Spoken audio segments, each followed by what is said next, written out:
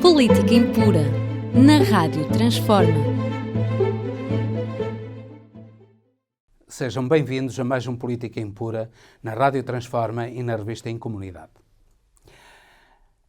Falaremos do acontecimento essencial do Brasil em 2021. E esse acontecimento foi, sem dúvida nenhuma, a queda do mito da fraude que era Bolsonaro. Bolsonaro ascendeu ao poder na consequência de um golpe, na consequência de fraudes sucessivas, na consequência de mentiras e na consequência de um apoio cego, obstinado, do fundamentalismo religioso, ou melhor, do fundamentalismo do negócio religioso.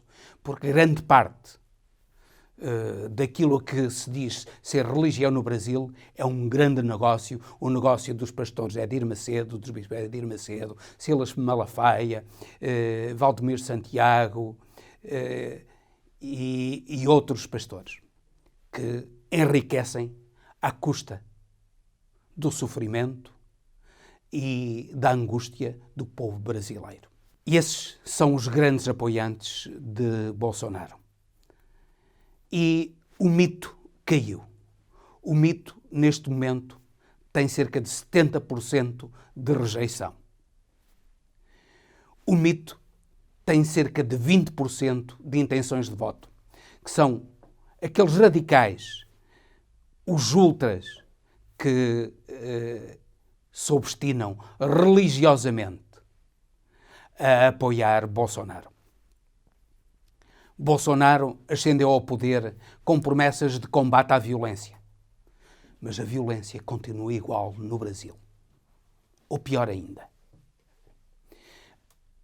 Mas a violência acaba por ser uma violência institucionalizada e aqueles que deviam defender os cidadãos são aqueles que matam indiscriminadamente cidadãos inocentes, a pretexto do combate à droga, do combate do crime. Pois Bolsonaro elegeu-se a prometer combater o crime e a droga, e aquilo que predomina no Brasil, neste momento, é a droga e o crime. Com a complacência, nomeadamente, dos grupos paramilitares que apoiam, que são o grande sustentáculo de Bolsonaro. Bolsonaro ascendeu ao poder com o argumento de que iria lutar contra a corrupção. Mas nunca o Brasil foi tão corrupto como hoje. E a corrupção é escancarada. São os filhos de Bolsonaro que compram vivendas de milhões de reais, não sabendo de onde é que lhe vem o dinheiro. É o próprio Ministro da Economia, Paulo Guedes, que tem o seu dinheiro no estrangeiro. Que credibilidade pode ter perante o mundo um Ministro da Economia que põe a sua riqueza no estrangeiro, não confiando no próprio país? Mas a economia está em colapso. Bolsonaro prometeu o crescimento económico, particularmente com as privatizações. Privatizou. Nomeadamente, privatizou a Petrobras. Aquilo que está a suceder é que a economia, em vez de crescer, teve uma forte diminuição do produto interno bruto, particularmente no ano passado, mas também este ano. Ora, Paulo Guedes e Bolsonaro prometeram exatamente o contrário. Prometeram períodos de forte crescimento. Mas a verdade é que a economia brasileira passou de sétima economia a nível mundial, no tempo de Lula, para 12ª economia a nível mundial, agora no tempo de Bolsonaro. Pois a economia brasileira foi ultrapassada não só pela economia russa, mas, pasme-se, pela economia sul-coreana, um pequeno país asiático. Mas o valor do real tem diminuído tragicamente.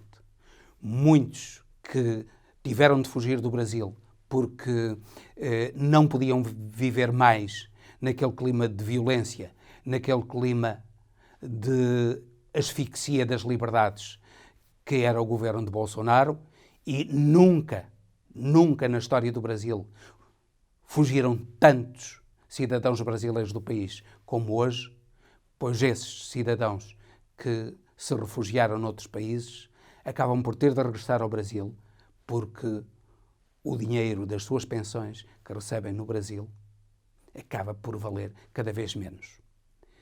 Bem, enquanto que, por sua vez, o dinheiro que o Ministro da Economia, Paulo Guedes, tem no estrangeiro, acaba por valer cada vez mais. Isto é, Paulo Guedes diminui a cotação do real face às outras moedas, particularmente ao dólar e ao euro, e isso, aquilo que faz, porque ele tem o seu dinheiro investido, sobretudo em dólares, aquilo que faz é enriquecer Paulo Guedes enquanto empobrece o povo brasileiro.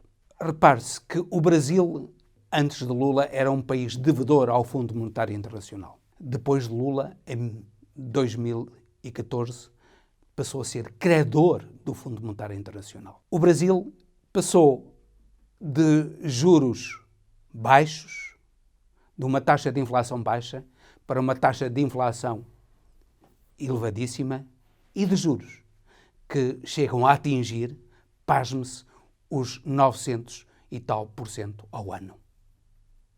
Neste momento, a banca brasileira está em roda livre, faz o que quer, destrói a economia brasileira e destrói o povo brasileiro mais frágil. É isto que Bolsonaro conseguiu para o Brasil. A coroar tudo isto como cereja em cima do bolo, Bolsonaro aquilo que fez foi praticar o negacionismo criminoso e levar à morte, neste momento já, 620 mil brasileiros. O caso mais grave a nível mundial, atendendo à população brasileira, relacionando os mortos com a população.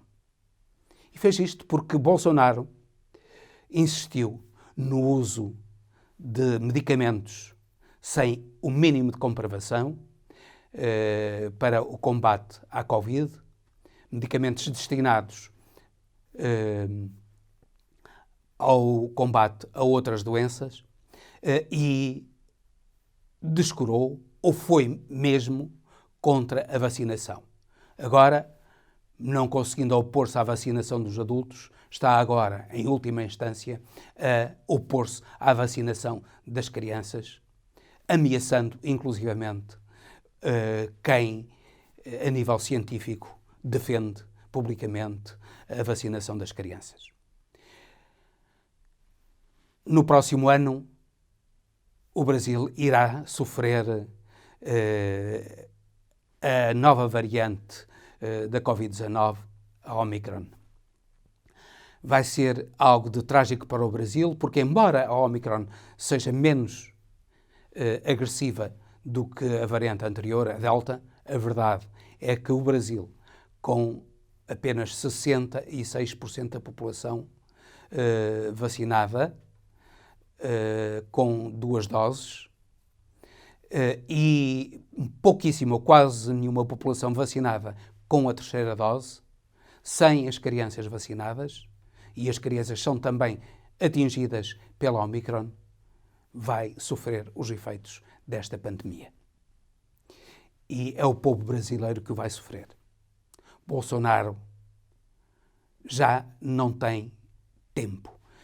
As suas políticas, por mais populistas que sejam, tentativas desesperadas de lançar dinheiro para obras públicas, de inaugurar isto e aquilo, não vão surtir. Porque o povo brasileiro, na sua grande maioria, está a sofrer imenso, muitos, a comerem ossos. E no meio da pandemia, no meio de uma tragédia que aconteceu no estado da Bahia, pois Bolsonaro vai fazer passeatas de moto d'água com meninas a exibir-se alegremente, enquanto que o sofrimento devasta a Bahia e ele recusa o próprio auxílio estrangeiro, ele que não põe o exército, não põe as Forças Armadas a socorrerem o estado da Bahia. E que se suporta numas Forças Armadas altamente corruptas, numas Forças Armadas que ainda recentemente cometeram a indignidade de desviar o dinheiro que era destinado ao combate à pandemia, desviá-lo para luxos, nomeadamente para o filé mignon, para o whisky, para o camarão e outros luxos que os senhores generais, porque esses luxos são apenas para os senhores generais, que os senhores generais das Forças Armadas entendem dar a si próprios, em prejuízo do combate à pandemia que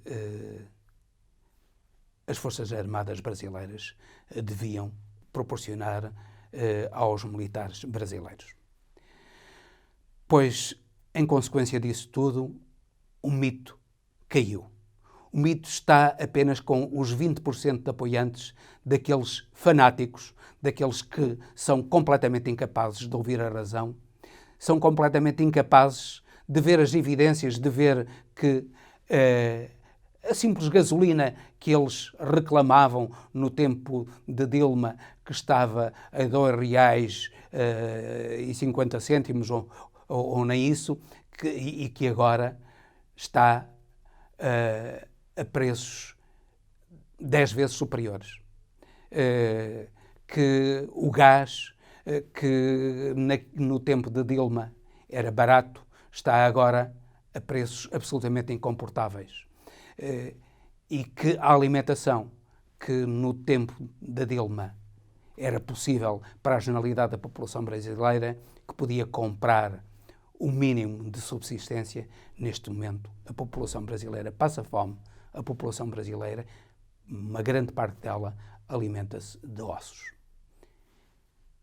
É este o Brasil que Bolsonaro criou. Vai ser difícil reconstruir o Brasil das ruínas em que Bolsonaro o vai deixar. Mas essa reconstrução vai ser possível no próximo ano de 2022. E encaramos o ano de 2022 como um ano de esperança para o Brasil.